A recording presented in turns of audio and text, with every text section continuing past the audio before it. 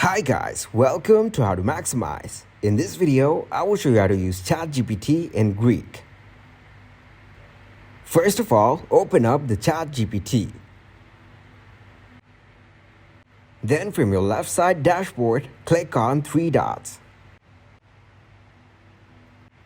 And go into Settings. Once you get into Settings, click on Data Controls.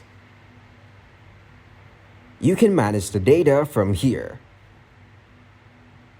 Then go back to Chatgpt. Right-click on the page and click on the Translate into English option. When you get the detected language block, click on its three dots and go into Choose another language. Then select another language and click on Translate.